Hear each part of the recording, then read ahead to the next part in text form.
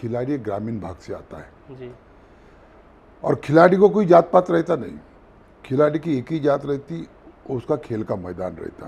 जी और जब वो मैदान में उतरता तब ये देखता नहीं कि ये समाज का, ये धर्म का, ये इसका है, कभी देखता नहीं। वो खेलते रहता है, वो देश के लिए खेलता है।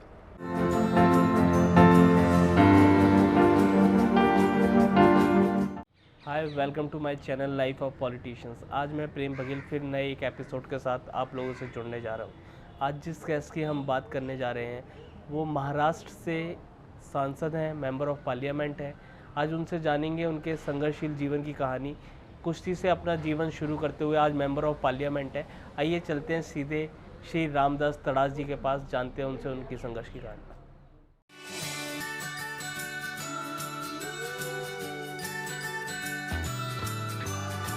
वीडियो को स्टार्ट होने से पहले हमारे चैनल को सब्सक्राइब कर दें, लाइक करें, वीडियो को कमेंट करें और ज़्यादा से ज़्यादा शेयर करें। We really need your support. Channel को अभी सब्सक्राइब करें। सर, आज मैं अपने चैनल लाइफ ऑफ पॉलिटिशियंस में आपका स्वागत करता हूं और आपका धन्यवाद देता हूं कि आपने हमें समय दिया। सर, आज मैं अपने शो की शुरुआत पॉलिटिकल जर्नी के ऊपर है हमारा शो, तो सर आपकी जर्नी से स्टार्ट करेंगे। सर, आपका बचपन कैसा रहा और फैमिली बैकग्राउंड क्या था? वैसा तो मेरा बचपन एक कुश्तीगीर करके बचपन मेरा शुरू हुआ। मेरा गांव छोटा सा था, एक देवली करके, जी और वर्धा में, वहाँ से 15 किलोमीटर वर्धा था। जी जो रेसल करना है कुश्ती की तो मैं कर नहीं सकता था वहाँ पे, जी तो मैं साइकिल से वर्धा जाता था। ओके फिर मैं 4 साल साइकिल से वर्धा गया जी और कुश्ती का मेरा जो शौक़ था, जी मैं फिर महाराष्ट्र राज्य कुश्तीगीर परिषद हमारी यहाँ होती, बड़ी पैमाने पे होती, उसमें 17 साल खेला। जी 4 बार विदर्भ केसरी रहा, जी यूनिवर्सिटी चैंपियन रहा, इंटर यूनिवर्सिटी खेला। जी और बाद में मैं 1985 में जी नगर परिषद का चुनाव लड़ा। जी नगर विकास आघाड़ी मैंने स्थापन किया जी और नगर विकास आघाड़ी के माध्यम से सभी युवक को एक जगह किया। जी मेरे अखाड़े में लोग युवक आते थे, उनको सब एक जी, जगह जी। किया और इलेक्शन लड़ा। उसके पहले 35 साल एक ही आदमी नगराध्यक्ष था देवली में, उनको हरा के मैं अध्यक्ष बन गया। जी और 1985 से अभी तक जी नगर परिषद मेरे पास ही है और बहुत से काम मैंने वहाँ पे किया। जो ग्राउंड था हमारा, नगर परिषद स्कूल में मैं पढ़ा जी और एक ग्राउंड था वहाँ पे बड़ा, वो ग्राउंड को मैं देखता था कि यहाँ पे कभी मैं स्टेडियम बना सकूँ क्या। जी और जब मैं पहली बार एमएलसी बना, जी दूसरी बार एमएलसी बना और 15 साल में नगराध्यक्ष भी रहा। और जब अभी 2014 में जी मैं एमपी बना, तब मैंने महाराष्ट्र गवर्नमेंट भारतीय जनता पक्ष की थी 2014 से 2019 तक। देवेंद्र जी फडणवीस महाराष्ट्र के मुख्यमंत्री थे जी और वित्त मंत्री सुधीर बाबू मुनगट्टीवार थे। उनको मैंने दरख्वास्त किया क्या यहाँ पे एक स्टेडियम बना दो तो मैं अच्छे लोगों को, अच्छे युवक को मैं तैयार कर सकता। फिर उन्होंने वहाँ पे निधि दिया और एक अच्छा स्टेडियम मैंने बनाया जो 10,000 लोग वहाँ पे देख सकते, इंडोर बनाया पूरा। जी और वहाँ पे मैट, कुश्ती की मैट है, कबड्डी की मैट है। जी कुश्ती में आज भी 100-200 लड़का लड़कियाँ वहाँ पे खेलती है। एक परिस्थिति ऐसी थी कि मैं देवली से 15 किलोमीटर 20 किलोमीटर वर्धा जाता था, अभी वर्धा से युवक वहाँ पे खेलने के लिए आती, ये परिस्थिति हो गई अभी। मेरा उद्देश्य यही है, क्या एक टाइम महाराष्ट्र का ऐसा नाम था कि कल का महाराष्ट्र केसरी दूसरे, जब हिंद केसरी होता था हिंद केसरी हो जाता था, जी ओलंपिक में जाता था, जी। कॉमनवेल्थ में, आशियाड में, ऐसी जगह वहाँ से वो मिट्टी है, छत्रपति शाहू महाराज ने राजाश्रय दिया था और अच्छे खिलाड़ी वहाँ पे तैयार हुए थे। लेकिन बाद में अभी 10 साल पहले महाराष्ट्र राज्य कुश्तीगीर परिषद में थोड़ी कटुता आई, धंधेवाही हो गया। इसलिए हमने भी सोचा कि नहीं, अभी हम सब पहलवान एक होके महाराष्ट्र के जी ये महाराष्ट्र राज्य कुश्तीगीर अपने तरफ लेना चाहिए जी और सब हम एक हो गए। महाराष्ट्र राज्य कुश्तीगीर परिषद का बड़ा इतिहास है। जी महाराष्ट्र कुश्तीगीर परिषद जो है महाराष्ट्र में, वो एकमेव संस्था है क्या जो पहलवान उसमें भाग लेता है उसको महाराष्ट्र गवर्नमेंट ग्रांट देता है, मानधन देता है पहलवान लोगों को। ऐसे देश में कहाँ नहीं है। पवार साहब 50 साल अध्यक्ष रहे जी और अभी चुना हुआ, मैं अविरोध चुन के आया। काका पवार यहाँ बैठे थे, अर्जुन अवार्ड है, जी वो जनरल सेक्रेटरी हो गए, जी हिंद केसरी दौड़ के आए, यानी सभी पहलवान हम एक जगह आए और महाराष्ट्र राज्य कुश्तीगीर परिषद वो अपने हाथ में लिए। अभी हमारा सामने का मानस है कि देश के होनहार लड़के को वहाँ पे तैयार करना। जी जैसा पुणे में मामा साहेब मोर संकुलन है, बॉम्बे में है, जी सभी जगह हमारे महाराष्ट्र राज्य कुश्तीगीर परिषद से उसे स्टेडियम है। जी तो अच्छे पहलवान, अच्छे खिलाड़ी वहाँ पे तैयार होने के लिए जी हम जो सहाय करेंगे वो तो करेंगे ही। महाराष्ट्र गवर्नमेंट भी हमको सहकार्य करेंगे, लेकिन हमारा लक्ष्य है कि होने वाले ओलंपिक में जी अच्छे खिलाड़ी वहाँ पे जाए। जी ये देश को स्वर्ण पदक कमा के दिए। जी 1952 में खाशाबा यादव ने पहला वैयक्तिक कुश्ती में ओलंपिक में पदक मिलाया था। जी तब से वैयक्तिक में अभी 10 साल में मिल गया अपने को, जी लेकिन अपने को कम से कम 30 साल राह देखना पड़ा। लंबा गैप हो गया। और अभी ओलंपिक में अच्छे लड़के जा रहे हैं, लेकिन उससे भी अपने को क्या 130 करोड़ जनता का ये देश है। जी वैसे ओलंपिक में अभी भी अपन कमज़ोर है। अभी राष्ट्रकुल स्पर्धा चालू है, उसमें भी अपन कमज़ोर है, लेकिन अपन पहले से तरक्की किया।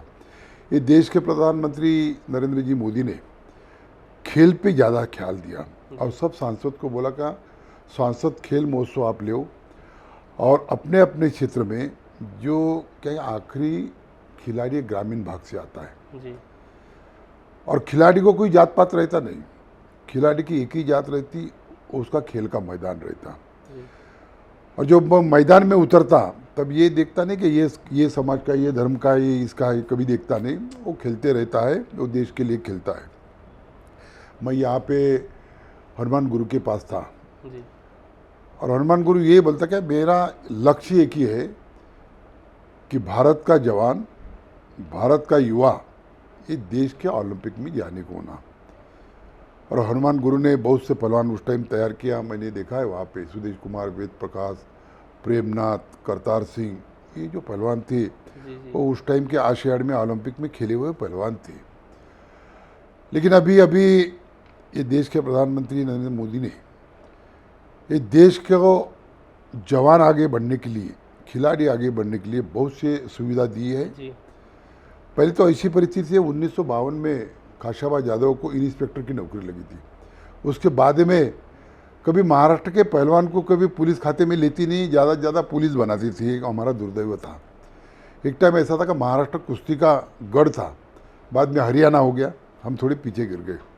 लेकिन आज जो नेशनल में गया, इंटरनेशनल खेला, कॉमनवेल्थ में गया, ओलंपिक में गया, तो उससे डीवाईएसपी, एसपी, कमिश्नर ऐसे प्रमोशन होती थी। एक अच्छा है, नौकरी मिलती है सरकारी विभाग में, सरकारी इसमें नौकरी मिलती है। मेरा एक ही उद्देश्य है कि मैं भी महाराष्ट्र राज्य कुश्तीगीर परिषद का अध्यक्ष हुआ हूँ जी कि महाराष्ट्र के खिलाड़ी और देश के भी खिलाड़ी जी ओलंपिक में जाने को ना, ये देश को स्वर्ण पदक की कमाई देश को करने को आगे ना, लेके जाएं। देश को आगे लेके जाने के लिए आज युवा की जरूरत है। जी और ये युवा आज भारत में तैयार हो रहे जी प्रधानमंत्री नरेंद्र मोदी के नेतृत्व में। यह हमारे लिए गौरव की बात है। सर, आपने कुश्ती अपने बचपन से आप बता रहे हैं कुश्ती का आपको शौक रहा है या आप कुश्ती में रुचि रखते थे, तो सर कोई भी खेल या कोई भी स्पोर्ट्स हमारी लाइफ में कैसे आगे बढ़ने का काम करता है, आप इस पे क्या बोल रहे देखो, आदमी को जिद होना। हैं? जी अब हमारे घर में तो कुछ नहीं था। मैं तो एक टाइम ऐसा था जी कि पैसे नहीं थे और कुश्ती तो खेलता था। जी फिर वैगिन भरते थे, हम हमाली करते थे, जी तो लकड़ी के वैगिन भरते थे, जो पैसा था उसके दूध अपना खुराक खाते थे। ऐसे से हमने अपनी पहलवानी चालू किया। लेकिन हमारी जिद थी कि हम ये देश के खिलाड़ी बने और बन गए। हम बाद में राजकारण में आए, राजकारण में अभी कैसी तरक्की होती जवान लोगों की, अपने युवा लोगों की, और अच्छे पहलवान कैसे तैयार होते हैं, ये दृष्टि से हम काम कर रहे हैं। सर जब आप खेल में रुचि रखते थे या खेलते थे तो एक लंबा टाइम हो जाता है, कोई भी खिलाड़ी आगे बढ़ने के लिए बहुत टाइम तक लगा ही रहता है, क्योंकि जब तक लक्ष्य ना मिल जाए वो अपनी जिद से हटता नहीं है। तो सर परिवार को इस चीज़ से कोई आपत्ति नहीं थी कि आप ये सब छोड़ के जॉब ढूंढो, काम करो, या ये चीज़ें टाइम वेस्ट, ऐसा कुछ हुआ सर लाइफ में नहीं, आपके? परिवार मेरे साथ ही था। जी हमारे फैमिली कोई पहलवान नहीं था, जी लेकिन मेरे पिताजी हमारे साथ में थे, हमारी अम्मा हमारे साथ में थी। जी और जब मैंने कुश्ती छोड़ा जी जी तब मैंने कुश्ती लेना चालू करवा दिया। जैसे महाराष्ट्र केसरी 2 बार हुई जी हमारे गांव में, जी हिंद केसरी हुई, महिला की 4 बार कुश्ती, विदर्भ केसरी 8 बार हुई। पहला विदर्भ केसरी मैंने देवली में ली थी। जी तब आप भी हमारे पास केसरी? पैसा नहीं था, जी तो मैं मिसेस को बोला पैसा तो नहीं है, क्या करना। सतपाल को मैंने बुलाया था देवली में, अच्छा यहाँ से।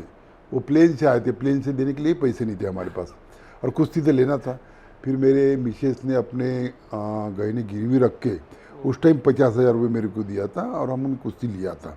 ऐसे परिस्थिति से हम आगे गए हैं। अब सबका तो आशीर्वाद है हमारे साथ में। मैं 2-2 लाख से चुन के भी आता है, जी और मैं ये देश के प्रधानमंत्री नरेंद्र मोदी का जी मन से और गौरव से धन्यवाद मानता हूँ जी कि जिन्होंने खेल को बढ़ावा देने के लिए जी बहुत अच्छी योजना, खेलो इंडिया है, ऐसे जैसे खेलो इंडिया के माध्यम से हर जवान तैयार होता, पहले ये तो चीज़ें वो नहीं सभी जिले में दिया। जी पहले तो महाराष्ट्र में 1 जगह थी, अभी तो 17 जगह हो जी गई। अब खेल अरे, को आगे बढ़ने का खेल को आगे बढ़ाने के लिए जी केंद्र सरकार और विशेष करके हमारे अनुराग जी ठाकुर जो क्रीड़ा मंत्री है, वो भी एक खिलाड़ी है, जी वो भी बढ़ावा दे रहे हैं। जी और ये देश का खिलाड़ी आगे जाए, ये हमारा ये सपना है। सर राजनीति को लेकर आपके पहली बार रुचि कब बनी कि मेरे को राजनीति में जाना, या राजनीति में आने से पहले आपके मन देखो, में क्या? पहले मैं कुश्ती खेलता था, जी और 35 साल से हमारे यहाँ एक नगराध्यक्ष था, जी जिसके नाम से वो अपक्ष खड़े रहते थे। उसकी एक पार्टी थी, गरीब पार्टी बोलते हैं, वो खड़ी रहती थी, जिसके नाम से उन्होंने पत्थर भी रखा था, वो चुन के आता था। ये परिस्थिति हुई थी 35 साल, काफ़ी स्ट्रॉन्ग लीडर थे। बहुत स्ट्रांग था। फिर मैं 80 में अपनी पढ़ाई करके गांव में गया, छोटा सा अखाड़ा बनाया। जी फिर कुछ लोग ने बोला कि आप थोड़ा राजकारण में उतरो। फिर 85 में मैं जी नगर विकास आघाड़ी स्थापन किया गांव की विकास के लिए, जी और हमारी नगर विकास आघाड़ी चुन के आई, और मैं अध्यक्ष बन गया। जी वहाँ से मैं पीछे हटा नहीं। जी फिर बढ़ते ही रहे। फिर मैं 2 बार MLC बना, जी महाराष्ट्र राज्य परिवहन का सदस्य भी बना, मार्केट कमेटी में भी चुन के आया, 2 बार अपना MP भी बना। जी और मेरे खुद के 50 अखाड़े हैं, खुद के 50 अखाड़े आपके? हाँ, गांव अपने मराठी में बोलते हैं, जहाँ गांव वहाँ अखाड़ा, जी। वैसा मैंने। और मेरी लड़की भी पहलवान है, अरे अच्छा, वो भी वाओ, राष्ट्रीय वाओ, this is राष्ट्रीय उसने भी खेली है, राष्ट्रीय कुश्ती में वो भी पहलवान है। वो भी अखाड़ी चलाती है लड़कियों की। This is so good. हाँ। सर आपने बीजेपी को ही क्यों अपना साथ दल माना और किसी अन्य दल में आप नहीं गए? देखो, पहले तो मैं इंडिपेंडेंट था, बाद में शरद पवार के साथ था। अच्छा बाद में 2014 में 2008 में जी मैं BJP में आया, और मैंने सोचा कि ये देश का भवितव्य एक ही आदमी सामने लेके जा सकता हो, नरेंद्र जी मोदी। और नरेंद्र जी मोदी के नेतृत्व में आज मैं जो यहाँ पे MP हूँ, मैं बड़ा खुशी है, मैं तकदीर वाला हूँ जी क्या उनके नेतृत्व में मैं यहाँ पे काम कर रहा हूँ, क्योंकि देश को आगे बढ़ाने के लिए जी मैंने भी 40 साल राजकारण की राजनीति किया है। जी 40 साल में मुझे कोई ऐसा आदमी मिला नहीं जी क्या देश को आगे जाने वाला, तो वो ये नरेंद्र जी मोदी जो देश को आगे लेके जाने वाले हैं, और ये देश का भविष्य बहुत बड़ा है। एक दिन ये देश महासत्ता बनेंगी। सर राजनीति में सबकी अपनी अपनी विचारधाराएं होती हैं, अपनी खुद की एक डेफिनेशन होती है जो राजनीति को डिफाइन करते हैं। आपकी अपनी ज़िंदगी में आप राजनीति को कैसे देखते हैं? देखो, राजनीति ऐसी चीज़ है कि किया मन से किया जी और सेवा भाव से जो किया तो अच्छी है। जी अगर तुम पैसे के पीछे ही लगे जी तो राजनीति वो फिर व्यापारीकरण हो जाती है। अभी 40 साल के राजकारण में मैंने कभी स्कूल नहीं खोला। जी एक गाड़ी है मेरे पास, जी जो खेती करता बस वही मेरे पास है। नहीं तो आज देखो अपन 40 साल के राजकारण में कहो शिक्षण मंत्री, सहकार मंत्री ऐसे मैंने देखा है, लेकिन मैंने कभी उसी में गया नहीं। लोगों की सेवा करना और लोगों की सेवा करके लोगों के दुख में शामिल होना, ये मेरा भाव। सर आपकी राजनीतिक जर्नी बहुत लंबी रही है सर, कोई बेस्ट मोमेंट या खास पल रहा है आपका इस राजनीतिक जीवन में? 2014 की ऐसी परिस्थिति थी जी कि हमारे यहाँ दत्ता जी मेघे जी बहुत बड़ी हस्ती है, जिनके 100 के ऊपर इंजीनियर कॉलेज है, मेडिकल कॉलेज है, सूद गिरनी, बहुत बड़ी हस्ती है, आपको तो मालूम है। जी उनके खिलाफ, उनके लड़के के खिलाफ खड़ा रहने के लिए कोई तैयार नहीं था। वो कांग्रेस में थे। अच्छा गडकरी साहब और देवेंद्र जी फडणवीस, जी इन्होंने बोला कि आप खड़े रहते क्या? मैंने बोला नहीं, मेरे अच्छे संबंध थे राजकारण में, अच्छे संबंध थे उनके साथ। मैंने बोला मैं रहता नहीं, मेरे अच्छे संबंध है और मैं आऊँगा भी नहीं। जी इनके पास तो इतना पैसा है, मेरे पास 5 पैसे नहीं है। लेकिन देवेंद्र जी फडणवीस ने बोला क्या आप भारतीय जनता पक्ष में हैं और आप पक्ष बड़ा समझते क्या संबंध बड़ा समझते? तो मतलब पक्ष बड़ा समझता। तो बोले खड़े रहो आप। तो मैं खड़ा रहा और 2.25 लाख से मैं चुन के आया।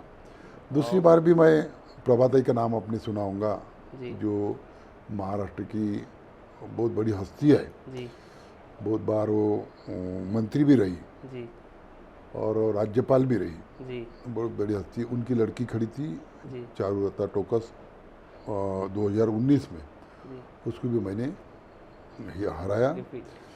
ऐसा मेरा जीवन तो जीरो से चालू हो गया। मैं सोने का चम्मच लेके जन्म नहीं आया, जीरो से चालू हुआ। जी और मेरा आगे लक्ष्य यही है।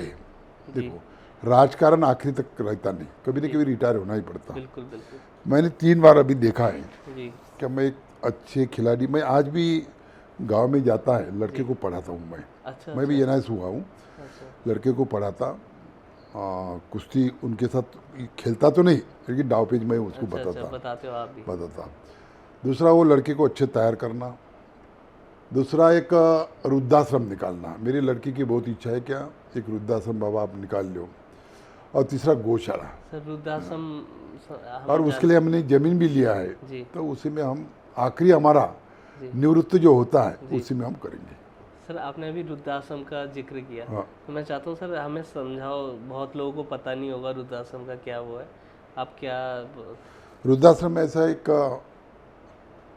बड़े बड़े मकान रहते हैं, जी उसमें उनके खाने की, रहने की, जी अच्छा ओके और समझो बीमार गिर गए तो गाड़ी की, डॉक्टर की सब व्यवस्था हम वहाँ पे करते जी हैं। जी जी क्या है, कोई बच्चे अपने पिताजी को जी जब उनसे होता जी नहीं तो घर से निकाल देते हैं। जी ऐसे लोगों को ला के हम ओके वृद्धाश्रम में ओल्ड एज रखेंगे होम संस्था। और उनकी व्यवस्था करेंगे। मेरा सांसद क्षेत्र जी महात्मा गांधी का सांसद क्षेत्र है, विनोबा भावे का सांसद क्षेत्र है।